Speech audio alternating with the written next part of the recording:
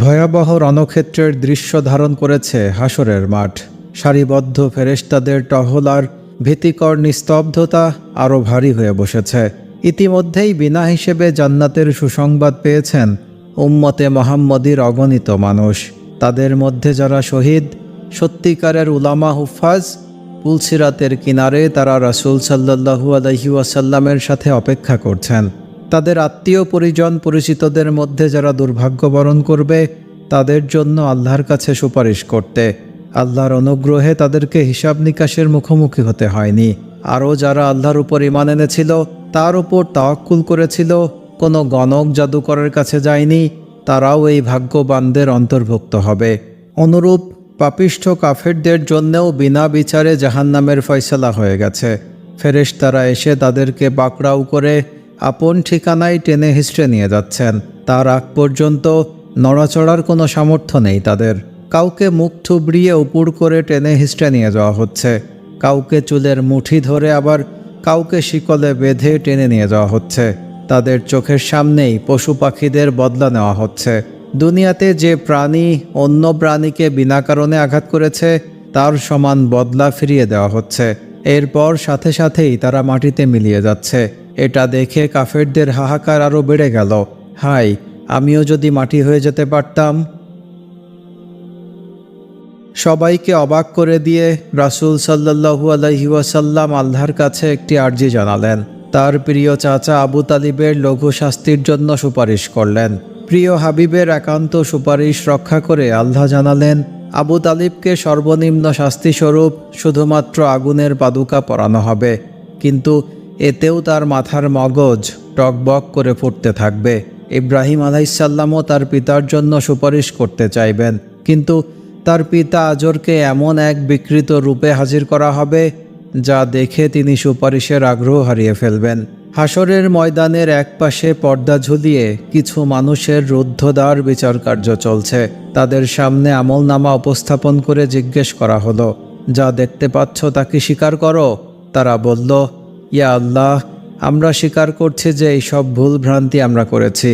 আল্লাহ বলবেন, পৃথিবীতে যেভাবে এসব সবার সামনে গোপন রেখেছিলাম, আজও গোপন রাখলাম, কারণ তোমরাও মানুষের দোষ গোপন করে রাখতে, আর তোমাদেরকেও জান্নাত দিয়ে দিলাম।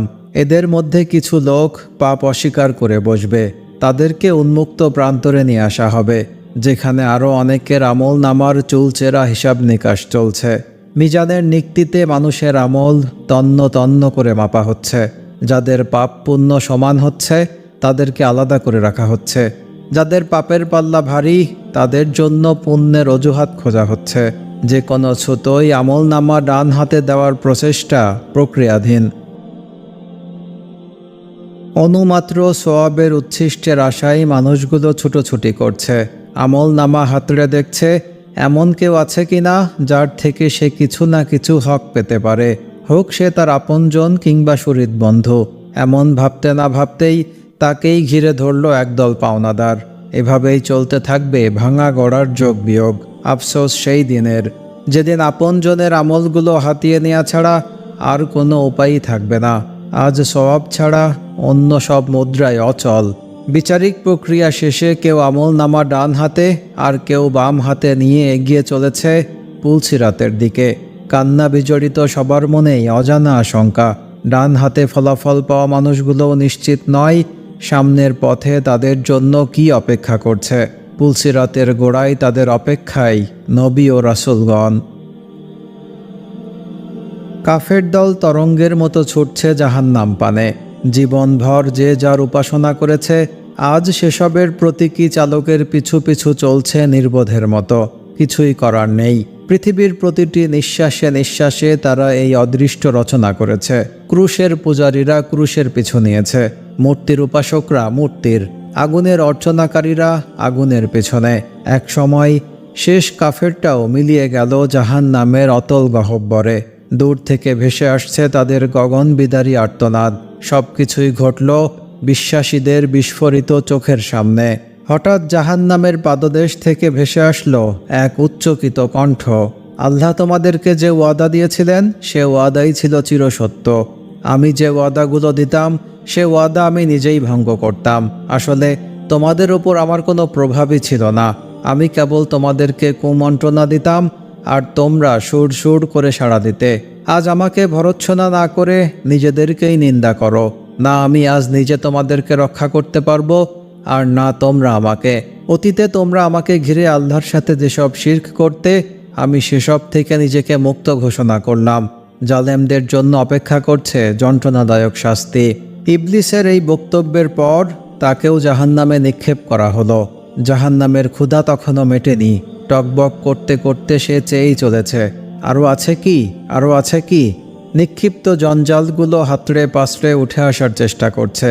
পরক্ষণেই ফেরেশতাদের প্রচণ্ড হাতুড়ির বাড়িতে ছিটকে পড়ছে অতল গভীরে।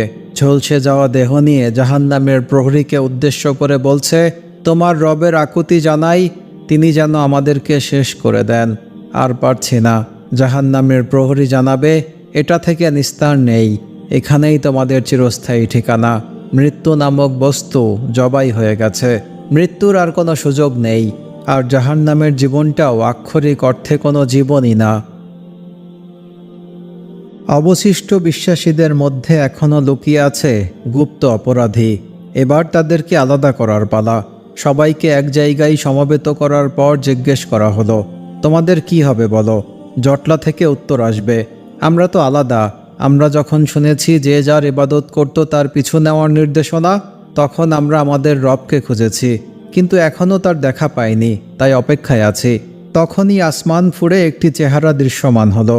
আজীবন জেনে আসা আল্লাহর সৌন্দর্যের সাথে এই চেহারার কোনো মিল নেই। আওয়াজ আসলো, আমি তোমাদের রব। মুমিনরা বলবে, আল্লাহর পানাহ চাই, আমাদের রব না আসা অবধি আমরা এক চুলও নড়ব না। তিনি প্রকাশ হলে আমরা তাকে ঠিকই চিনতে পারব। এরপর আল্লাহ তার অপরূপ দৃশ্য নিয়ে প্রকাশ হবেন আর বলবেন, দেখো আমি তোমাদের রব। নবীগণ বলবেন, হ্যাঁ আপনি আমাদের রব। আল্লাহ বলবেন, আচ্ছা তোমাদের রবকে চেনার মতো কোনো চিহ্ন কি তোমাদের জানা আছে? তারা বলবে, হ্যাঁ আছে। তখন আল্লাহ তা প্রকাশ করবেন। সাথে সাথে সকলে তার সিজদায় নত হয়ে যাবে। সব প্রকৃত মুমিনগণ সিজদাবনত, কিন্তু মুনাফিকরা শত চেষ্টা করেও মাথা নত করতে পারছে না। শরীর যেন কাঠ হয়ে গেছে। সবুজ ধান খেতে যেমন শুকনো আগাছাগুলো আলাদা করে চোখে পড়ে, মুনাফিকদেরকেও দেখা যাচ্ছে সোজা দাঁড়িয়ে আছে। এরা দুনিয়াতে লোক দেখানো সিজদা করত, বাহাবা পাওয়ার লোভে ইবাদত করত। ধীরে ধীরে ঘনিয়ে আসছে আধার। নিকষ কালো রাতের অন্ধকারে ছেয়ে যাচ্ছে হাসরের জগৎ। হাত বাড়ালেও নিজের হাত দেখতে পাওয়া যায় না। চারিদিকে শুধু গাঢ় নিঃশ্বাসের শব্দ। কিন্তু ষষ্ঠ ইন্দ্রিয় উপলব্ধি করতে পারছে জাহান্নামের ওপর নেমে আসছে পুলসিরাত। পরম আকাঙ্ক্ষায় তৃষ্ণার্ত হয়ে উঠছে প্রতিটি নফস। এই কি তবে মানজিলে মাকসুদের আগে শেষ পরীক্ষা? এই পুলসিরাত পার হলেই কি সেই অনাবিল সুখের জান্নাত যার প্রতিশ্রুতি আল্লাহ আমাদেরকে দিয়েছেন? পুলসিরাতের চৌকাঠে রাসূল সাল্লাল্লাহু আলাইহি ওয়াসাল্লাম সিজদায় পড়ে গেছেন। তার পবিত্র মুখ অস্ফুট স্বরে মিনতি জানিয়ে চলেছে, আল্লাহুম্মা সাল্লিম সাল্লিম, হে আল্লাহ আমার উম্মতকে নিরাপদে পার করে দিন।